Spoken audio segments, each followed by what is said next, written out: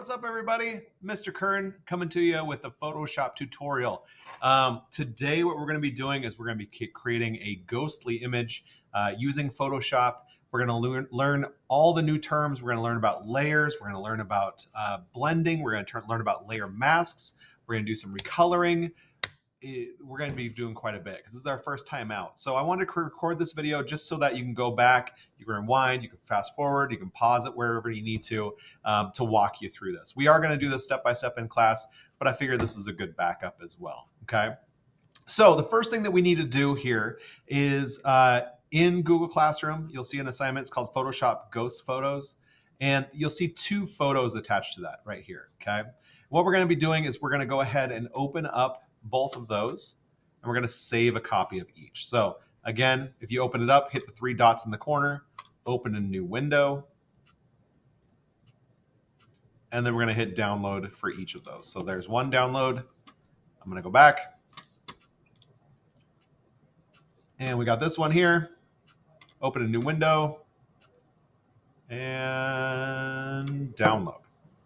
So there we go. I'm downloading both of those. And then what we're going to do is we're going to open up Photoshop. So for me, it's Photoshop 2020. For you, it's Photoshop 2021. It all does the same thing, so I'm not too concerned about that. So what we're going to be doing here is once you're up to this screen, it might take a little while for it to load. So if you need to pause it, go ahead. But once you're at the opening screen of Photoshop, what we're going to do is we're going to hit open. Okay, so we're hitting open. And here, what I want you to do is I want you to find the background, that cemetery background that we had before. So I'm going to go ahead and click on that. It's going to take a minute for it to open up.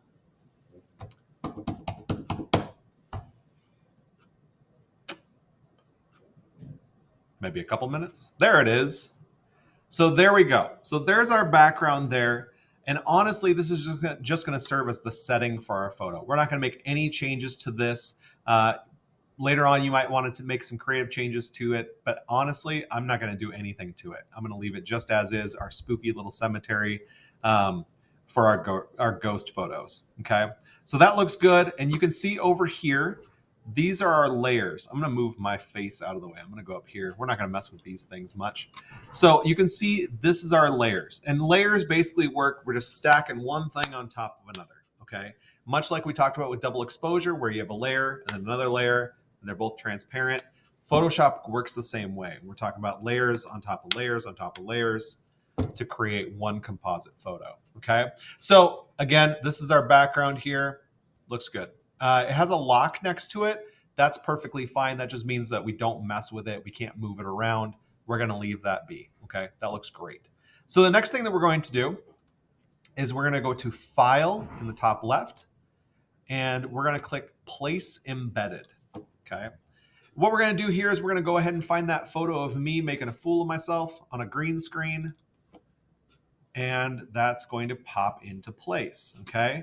Now, you'll see there's an X through it. That's just there just so we can place it. If you want to, you can resize it here by grabbing the handle and holding down and dragging. So we can resize it, but we don't have to do that, okay? It's just whenever you're done making changes to it, you're just going to hit Enter on your keyboard, and it locks it into place. Okay, so there we go. We have our image here, and you can see that it set itself up on a different layer over here. Okay, so what we can do, it says DSC0144. We can click on the name of that. Actually, you can double click on it, and we're just going to name it Kern Ghost. There we go. All right, so we got our layer. Now, as you can see, we want to get rid of that background, okay? And there's a reason why I shot this on a green screen is because on a green screen, it's very easy in Photoshop. Photoshop does a terrific job of trying to find what you're actually trying to have a photo of. So what we're going to do is, this is the first time that we've done this, okay? On the left-hand side, these are your tools, okay? And your different tools do different things to your photos. So the main thing that we need to know is we have our tools here on the left, okay? Up top here, we have a secondary menu that changes based on which tool that you use, okay? You see that as I click through. And then we have our layers down here in the bottom right. These are the three areas that we're going to be dealing with today, Okay. So in our tools, we're going to choose the fourth tool down. It's called the quick selection tool. If you hover over it, there it is. Okay. And as you can see, as you click that, your top menu changes to match mine up top.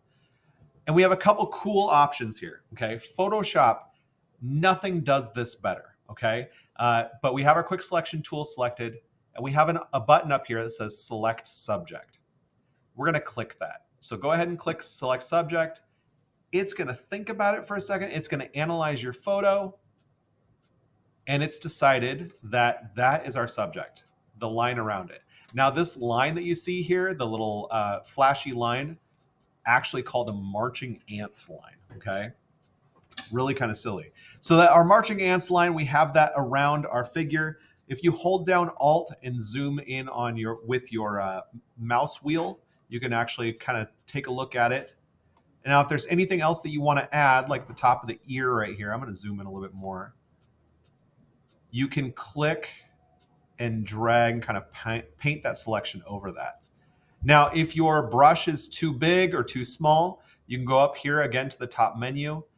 You can click this and change the size of your brush. Okay. So personally for myself, I think I'm good with like a size, I'm gonna stick with a size 3. Okay. So once again, just like we did before, holding down Alt, spinning that mouse wheel back. I'm gonna get out of that menu so I can look at things. And I'm gonna zoom in over here on my fingers. That's gonna work. All right. Now I wanna get in between these fingers. Now, just like if we click to add something to our selection, if we hold down Alt and do the same thing, you see that that plus in the middle of our brush turns to a minus. Okay. So if you hold down Alt, you're going to actually take things away from your selection. And so if you wanted to, you get really exact with this. Holding down Alt, you can take out more of that green screen. Okay. The whole goal here, switching between Alt to select and unselect certain things, is to get a good selection of what you want to keep. Okay. We don't have to be too exact with it. In fact, if you go around the edges of it, we don't necessarily need to be too exact. Okay. We just want to make sure that you're selecting what we want to select. Okay. And honestly, that looks pretty terrific. Okay. Now, if I wanted to, I could get rid of the pants here. Again, holding down Alt, getting rid of that as a selection. Okay. I'm going to leave them in for now. So at any point in time, this is Photoshop rule number 1. At any point in time where if you make a mistake, and you will make mistakes, I make mistakes, we all make mistakes, Control Z on your keyboard undoes the last thing that you did. Okay. Now, if you undid too much, Control Shift and Z will redo things. Okay. So Control Z, I'm going to undo that. We have our marching ants line. Okay. Now, with our marching ants line now selected, what we want to do is we want to apply what's called a layer mask. Okay. What a layer mask does is it keeps whatever selected, and it basically applies a transparent layer over everything else in your photo. Okay. And how you want to do that is, again, with your selection here, in the bottom right of your screen, you have this little button here. It's got a square with a little circle in the middle of it. Okay. We want to click that button. If you hover over it, it says add layer mask. We're going to click that. Okay. All right. And that looks pretty good. I'm going to undo it. We're going to do one more thing. Okay. Control Z, undo. What I like to do with my selections, if I'm trying to get rid of a background, especially against a green screen, you can actually see, I'm going to redo that again. You can see actually there's like a green outline around my entire shape here. I don't want that green outline. Okay, so I'm going to undo. And what I can do to my selection is I can make it, I can bring it down a little bit. I can shrink it. And so what we want to do is we want to go up to our select menu up top. We want to choose modify, and we want to choose contract. And what contract does is it brings up this menu right here, and it asks how many pixels do you want to shrink that selection. Generally, 1 or 2 pixels you will never notice. Like you'll never notice it if you do that, except for it does exactly what you want to do. It gets rid of that green outline. So I'm going to stick with 2 pixels. I'm going to hit OK. You can actually see the selection shrunk down a little bit. It does make fingers a little bit strange. Maybe now I'm going to leave it at 2. Okay. But now I'm going to hit that add layer. And there we go. It does give me spindly fingers. I'm not a big fan of that, but maybe we'll leave it for now. We'll learn how to fix that later. Okay. But as you can see, no green outline around my body. Okay. So there we go. We have our guy. We have our Kern ghost. And what you can actually see is over here in our layer menu, we have our original photo right here. And then right next to it, we have this. Okay. This little black and white picture. Now, what this is the layer mask, okay? Everything that's in black on that layer mask is hidden. Everything that's in white in that layer mask is still there. Now, what we can do is we can actually use some tools to edit that mask, okay? So what I want you to do at this point in time is I want you to go over here to the left, and you're going to choose the paintbrush tool, okay? It's right below this spot healing brush, right above the clone stamp. It actually looks like a paintbrush. Let's click that, okay? Now, down below, you'll see that we have our foreground color and our background color here. And everything's showing up here, okay? Now, if we click these, we can choose different colors. I want to keep it black and white. Black and white works well for me. If for some reason it's anything different for you, then if you just click this black and white button right here, it flips back. Okay. Oh, there you go. Okay. Now, you can actually switch between your colors really quick by hitting X on your keyboard. You'll notice that it switches back and forth. And that's going to come in handy for us here in just a moment. Okay.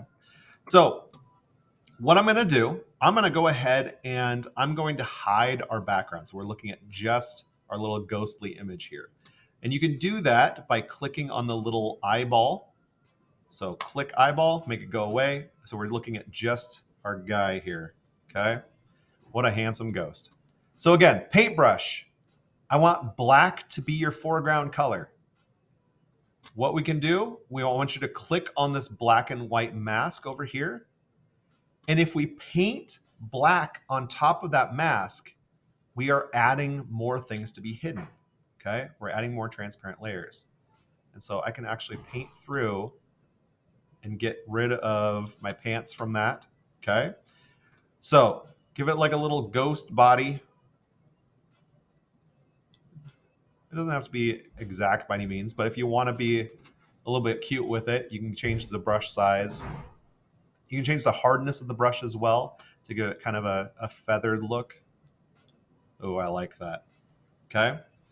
Now, additionally, if you want to go even further with it, if you want to keep on adding black, we can go ahead and make a headless ghost. Whoa, spooky. All right. Now, if you make a mistake, again, you can Control Z to undo. But if you make a smaller mistake, let's say I'm going through and oops, I accidentally punch a hole in the middle of me. I don't want that there. Okay. I can switch my color so that white is my foreground color and I can paint back over it. Again, white makes things visible. Black makes things disappear. If I really wanted to, I can paint back in that green screen with the white, but I don't want to. Okay. So once again, I'm going to change my brush, my hardness up, and I'm going to paint black over that area to hide it again. Okay. I'm going to leave my face there, but if you want to make some changes to it, you can hide it for sure. You can chop it off. It's interesting. Okay, so I'm going to bring back my background. Again, clicking this empty space here to bring back. So there we go. So we got our little ghostly guy. We can zoom out and kind of make him dance around. Look at him go. Okay, but that's not where we want to stop. Okay, we have a couple of other things that we can do with this. Now, the next thing we can do is over here in your layers menu. Okay, you have where it says normal. This right here, these are your blending modes. Okay, and you can actually go through them and kind of highlight them. And what it does is it does different things to blend it in with the background. Okay, so dissolve, darken, multiply, color burn, Gives it kind of a weird, like fiery look to the background. Linear burn, darker color, lighten, screen, all the way down. One of my favorite ones is divide here. You get kind of a negative look. Okay. It's kind of interesting. Hue, and then you get some color options down there too. Okay. So I'm going to allow you to choose whatever you want here. Obviously, some of them make more interesting choices. Personally, for myself, I'm going to go, I still want to see my guy. I'm going to go, I'm going to go with luminosity. Okay. And once again, you can click and drag and move your guy and see what it looks like against different backgrounds. But as you can see, the blend mode actually allows you to see the background a little bit more. Okay. Now let's say that's not quite how I want it. Okay. I want to actually make it a little bit more see-through. So we have our blending modes that we just messed with. Again, I chose luminosity. We also have our opacity right next to that. So I'm going to click opacity, and I'm going to knock down the opacity on this. And opacity just means like how easily you can actually see through it. Okay. So you can actually click through, you can move this slider and pick it where you want it. Okay. I think I like it right there, right around 80. Okay. So that looks pretty good. You can place them wherever you want. It's spooky. I think it works right there. Now, if you want to resize it at this point in time, we need to go to our transform mode. The quick shortcut for that is if you click your object, okay, and you hit Control and T, the letter T as in table tennis. There you go. Control T, and then you get your little boxes on the side so you can resize it. If you hover a little bit over the corner, it turns into like this corner arrow. Again, if you click and drag on that, you can go twist it from side to side. Okay. So you can resize it, twist it around, give it some motion to it. Perfect. Okay. So end up placing it wherever you want. Okay. That's what we're looking at. We have created our ghost photo. When you're all done, just hit enter on your keyboard, and there it is. Okay. So that's as far as we're going to go with this for today. Okay. So for this tutorial, we're going to hit File. We're going to hit Export. And we're going to hit Quick Export as PNG. This is the same thing that we've done with our contact sheets in the past. So Quick Export as PNG. And then let's name it Kern Ghost. Okay. And I'm going to save it to my desktop so I know exactly where it's at. Hit Save. There's my Kern Ghost. Okay. So there's your tutorial. We've talked about layer mask. We talked about opacity. We talked about blending modes. We've talked about placing objects. We've learned how to save things. This looks pretty dang good. So our next step to this is having you create your own. Okay. So that's going to be next. But now you know the tools, you know how to do it, and I'm sure you're going to do great. All right. Have a great day, guys. It's been fun.